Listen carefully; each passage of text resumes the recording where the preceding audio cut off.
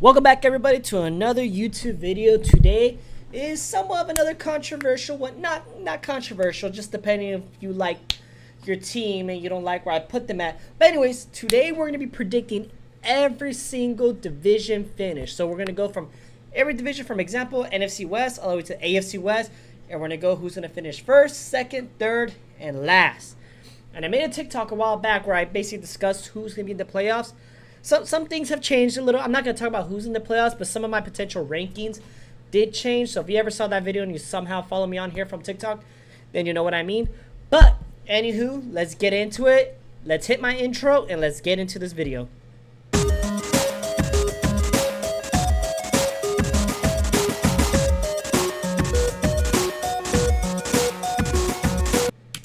So anyways, first division up, we are going to start with the NFC West, which is basically where my team plays.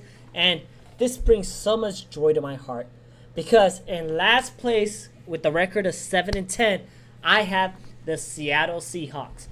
They did not really do anything this offseason to make me believe they were going to be any better. Geno Smith is slowly regressing every single year, and I feel like the Seahawks could potentially have a top 5 pick in the draft this upcoming draft in the 2025 season or 2025 year. But I just think the Seahawks are not them no more, and this is definitely going to be one of their worst years. But I still have them at 7-10. I don't think they're going to be bottom of the league. They can easily go 9-8 and still sneak into the wild card. But as of right now, I got them 7-10, and that's probably not going to change. I'm pretty accurate and confident that that will be the record this year. In third place, with the record of 9-8, I actually have the Arizona Cardinals. Now, 9 wins is a pretty big jump from what they did last year. I think last year they won like maybe 5 or 6 games. But with the healthy Kyler Murray, Marvin Harrison Jr., and you know what, if Jonathan Gannon can actually get something out of this team, they could be really good. Because as it was last year, they beat some really good teams. Like they beat the Eagles, they beat the Cowboys. They were a very scrappy team. And this year with the fully healthy Kyler Murray, I just think this team will be pretty good. And they may place a spoiler for other teams and other teams trying to make the playoff run in the long run. And in second place, I have the Los Angeles Rams with the record of 10-7. I'm pretty confident that's what they won last year. If not, probably maybe a game more, a little game less. There's my dogs being weird. Lilo, stop it. Trying to do YouTube videos. Anywho, so I believe the Rams will go 10-7, take second place in the NFC West, and make the playoffs in a wild card aspect. I'm just really concerned. Well, not concerned because I don't give two shits about them. But that defense is not going to be the same no more just because they don't have Aaron Donald. But their offense is where their main firepower is going to be. You got Matthew Stafford. You got Cooper Kupp. Puka Nacua, my fantasy savior. They're going to be a really good team, and they could be very dangerous too if you don't take them serious. So, Niners, take them serious. First place, of course, I got the San Francisco 49ers, my team, obviously. Yes, Homer, whatever, say all you want. But if you could realistically tell me that you fully believe that the Rams are going to win the division over the Niners or the Cardinals, the Seahawks, get real. It's the Niners division. They're going to go back to back to back, basically, in division titles. And I'm a realistic fan, too. Like, yes, I have very Homer takes. I will be the first to admit it. But this Super Bowl window is getting, I wouldn't say it's closing, but it's definitely getting tighter with other teams are rising, like the Lions, the Packers. The Rams are probably going to be up there in a year or two. It's now or never for the Niners to actually get over that hump and finally get that 6th ring because it's going to be a lot harder than it is. Like this year is definitely going to be a lot harder than it was last year. Last year, I believe, was probably their best chance. Not to say this year won't be a good shot for them anyways. But again, in first place, I have the 49ers with a record of 13-4 again. Basically repeating what they did last year and hopefully finally winning it all because I am going in fucking insane. Division up that I have is the NFC East, and in last place with, hear me out, if any team can go winless this year, it's probably gonna be this one. I have the New York Giants with my hot take of the year, probably not a hot take, but going 0-17. I was looking at this team's roster, and there is not a single bright spot whatsoever. You got one of the worst quarterback situations in the NFL next to Denver.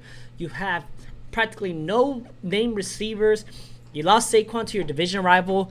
There is literally nothing whatsoever that makes me feel confident that the Giants can win at least a game this year. Again, it's hard to go 0-17, but if any team's going to do it, I believe it will be the New York Giants this year. In third place with the record of, let's say, this team probably will go. They scream very 7-9 this year, so the Washington Commanders will be in third place with a record of 7-9. Again, Jaden Daniels could be the real deal for this team. Could actually help them out and take them to the next step where they need to go, especially in this new era without Dan Snyder. But again, nothing really too crazy about this team. They still got Terry McLaurin, Jaden Daniels. We'll see how that connection works out. If they somehow manage to get a trade with the 49ers for Brandon Ayuk, I could see them being a 9-8 team, but I don't think Brandon Ayuk will take that team over the limit too much, just because we really need to see what Jaden Daniels is, because we see lots of great players that were really great in college not really be great in the NFL. Trevor Lawrence, for example. Yes, Trevor Lawrence just caught a straight. But I got the Commanders in third place with a record of 7-9. If they somehow make a trade for Brandon Ayuk, 9-8, but it's not going to be life-changing like everyone's making it seem. So we'll see how the Commanders do for now. In second place, with the record of 11-6. I think it's 11-6 now, right? 17. Yeah, 11-6. I got the Dallas Cowboys. So originally, I had them missing the playoffs and not even making a wild card spot. The more I think about it, the more idiotic it was. So we're going to correct that. I believe the Cowboys will get a wild card spot and be bounced out in the first round like every year. But as to every team except the Giants in this division got better with new signings and new draft picks, the Dallas Cowboys, I feel like they didn't really do anything exciting that's going to make me think like, oh yeah, this is going to be the year, because they always think it's going to be here. But aside from talking shit about the Cowboys, Jerry Jones said this was their all-in year, but like literally I felt like they went more all-in last year. There's contract issues with CeeDee Lamb, Micah Parsons, and Dak Prescott. So we'll see what we'll see what goes, because like if they need to lock up Dak Prescott, now I think he could test free agency next year, and that will be like a big loss for this franchise. They need to lock up CeeDee Lamb and Micah Parsons too, because Parsons isn't due for a contract extension yet, but next year he will be, and Lamb is due for one now. So a lot of money issues are going to go around in Dallas on this upcoming season, and if they don't do anything crazy this year, it might never happen. Trey Lance season coming up though. And the team that I believe did the most signings this free agency, I believe this team out of any other team that you could think of in the NFL, aside from possibly the Texans, the Philadelphia Eagles are winning the NFC East with a record of 13-4. I believe they're going to tie the same record as the 49ers, and it's going to come up to a tiebreaker to see who gets the number one seed. But the Eagles, man, they got Saquon Barkley. They improved their secondary through the draft. They look really good on paper, but my only thing that I feel like could hold this team back is coaching. Yes, Nick Sirianni was a Super Bowl coach, and he was probably like a few plays away from winning the Super Bowl not too long ago. But the moment they lost their defensive coordinator, their offensive coordinator, they literally fell apart after having a really good start. They just fell completely apart. And some questions were starting thrown around in Philadelphia.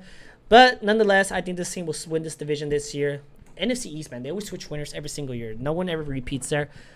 But we'll see if Nick Sirianni is the real deal, because right now, I don't believe he is. I believe he is a fraud. I was arguing with some Philly fans on TikTok, and they admitted to me that if it wasn't for their coaching, they would have beat the Niners this past season. Kind of hard to beat the ass whooping we'll give you. But nonetheless, Eagles make the playoffs, obviously, and it's going to be between them and the Niners, between the first and second seed. It's just going to come down to who has the tiebreaker at this point. Moving on to the North. So, this is where I got a lot of shit on when I was doing my playoff predictions on TikTok, because, and we'll get into it. But in last place of this division, to no one's surprise, I got the Minnesota Vikings. When your quarterback situations between Sam Darnold and J.J. McCarthy, it's not looking great, especially from the reports from, like, I think it was OTAs or, like, what was it? It was the voluntary minicamp, whatever you want to call it. I forgot the damn name. It's hot out here. I'm going brain fog. But apparently J.J. McCarthy was not looking good at practice. And so more likely than not, Sam Darnold will be the starters. And we've seen enough of Sam Darnold to know what he is. He is not a starting quarterback, and it's going to be rough for the Vikings. I think the Vikings probably have a record of 6-11. Not going to be a great year. Going to be definitely some growing pains. But at least you guys locked up Justin Jefferson, so you don't got to worry about him wanting to leave anytime soon. So there's a positive in this situation. In third place for the NFC North, I got the Chicago Bears. I was really conflicted if this team would make the playoffs or not. And as of right now, they're between the There's only 3 wild card spots available, ladies and gentlemen, and obviously, it's gonna go to one. It's gonna go to definitely one team in this division, and then I have the Rams, and then the Cowboys. So realistically, the Chicago Bears probably won't make the playoffs, but nonetheless, I do have them having a good season. I got you guys with 10 wins and 7 losses, all thanks to these two: Caleb Williams, Roman Duze, and then you also want to include DJ Moore and then Keenan Allen. The Chicago Bears did what they should have done for Justin Fields a long time ago by putting a good team around him. It's to the point where Caleb Williams, all he has to do is literally just be a system quarterback for the first season, and they can have a really good year. But everyone has him touted as the best prospect of all time, which he looks good. I'm not going to lie. Like, I'm not going to be a hater and say he doesn't. I am going to be upset because there's stupid idiots who are on Fox Sports or whatever, and they say that he's better than Brock Purdy. Nick Wright, you ugly motherfucker. But anyways, Chicago Bears, 3rd place with a record of 10-7. Unfortunately, missing the playoffs, not because of anything you guys did, because there's just teams that are better than you guys are going to make it. Sorry. And in 2nd place with a record of 12-5, I got the Detroit Lions. And this is the one that was getting me so many damn hate comments where everyone was like, you don't know about, you know this, the Lions are going to be the number 1 seed. My fucking channels are called Ricky's Takes, and this is my hot take of the year. The Lions aren't going to win the North. They're still going to be a very good team, but I just think the Packers might beat them out in the division standings. That is all. You guys are going to make the playoffs and probably have a really deep run and probably be in the NFC Championship again. Okay? But that's my hot take of the year. The Packers sneak the division away from you guys. Just by a little bit. Just right under your nose. It's going to be like a tiebreaker or something. And here we go. In 1st place with the record of 12-5 too. So you guys have the same record as the Lions. I just believe you sneak it away for them at the end. I got the Green Bay Packers. This team shocked everybody last year by destroying the Cowboys at home and nearly upsetting the 49ers in the divisional round. And you know what? I'm buying into the Jordan Love hype. Is he better than Brock Purdy? Fuck no. I'm dying on that hill. Sue me. But he is a very talented quarterback who's only going to get better. Consider that was his rookie year. I know he wasn't a rookie last year, but that was his first time starting. And there were some growing pains definitely during the season. But when it mattered most, he got this team, carried this team on the back, and threw an interception to losing the playoffs. But nonetheless, I think they are going to be better, and I think they will eventually beat the Lions and win the division away from them. But only by like a tiebreaker or something. They could flip-flop, and I'll be fine. But that's my hot take of the year. I got the Packers winning the North and becoming the 3rd seed in the NFC playoffs. And now it's time for probably the worst division in football, if we're being honest, the NFC South. And in last place, we have, unfortunately, the Carolina Panthers with most likely a record. Let's go 6-11, because realistically, they'll probably be better than they were last year. There's no real possible way they could be any worse, realistically. But this team has just a lot of problems going around when it comes to ownership, and I feel like their owner David Tepper is just going to be way too involved more than he should, and it's just going to handicap this team from growing or developing any of their players, where it's just going to basically right now it's kind of hard if you're in Carolina to draw any free agents that can help change the team because of ownership, the lack of exposure right now, the lack of fan base. It's just a really tough time in Carolina, and I just don't know how they can eventually get out of this hole. So nonetheless, in the worst division of football, they will be taking last place. Next up, in 3rd place, we have the New Orleans Saints with the record of 7-10. Another thing that's just the Saints are just not what they used to be no more. Somehow they're always in cap hell. They're relying on Derek Carr to kind of help them out. And if that doesn't work out, it might be Spencer Rattler's season. But I don't see him changing this fan base or this franchise overnight. So the Saints, there's nothing really that can excite me about them. So I just think they're going to be a 7-10 team and take 3rd place. They're not as bad as the Panthers, but they're pretty bad. And they may have a coach fired in the middle of the season. That's how bad things are out in New Orleans. And I need to stop looking over here because my camera's right there. Off topic, but it's just, I'm realizing I'm doing that too much. Like staring at myself. Not conceited. And in 2nd place, I got the Tampa Bay Bucks with a record of, I think they could go win 10 games and 7 losses, but I still think they'll probably miss out the playoffs. You know what? No. They're a 9-8 team. I just don't think they can achieve what they did last year. The division was really bad last year, so they just kind of swept it in and were like not the worst team. Baker Mayfield did have like a career resurgence, so I think that's great for him because I personally am a firm believer that the Browns should have kept Baker Mayfield, but that's neither here nor there. But the Buccaneers will take second place and miss the playoffs, unfortunately. And then maybe some changes might need to happen down there. I don't know. But they're going to come in second place because place with 11 wins and 6 losses. I got the Atlanta Falcons. Honestly, the Falcons were just a quarterback away, and I'm a firm believer. But you got Kirk Cousins there. You got Kirk Cousins there now, who's going to take full advantage of Drake London, Kyle Pitts. Bijan Robinson's going to be used more properly. It's just kind of almost impossible for the Falcons to win this division. But there is one thing that kind of does throw a wrench in their plan is them drafting Michael Penix Jr. Because why would you draft a replacement when you have Kirk Cousins locked up for 4 years unless you're not fully invested in Kirk Cousins? I don't know. To me, it's just they're saying they want to do something like how Aaron Rodgers, Jordan Love situation, but that was completely different. The Packers had to draft somebody because every single season Rodgers was threatening retirement or a trade, and there was just he basically tied the hands to the Packers, but the Needs had a backup plan. Kirk Cousins was locked in. He signed with the Falcons because the Vikings told him straight up, hey, we're going to probably draft a younger quarterback, but we still want you here. He said, nah, I'm good. I don't want no one looking over my shoulder. They did the man 30.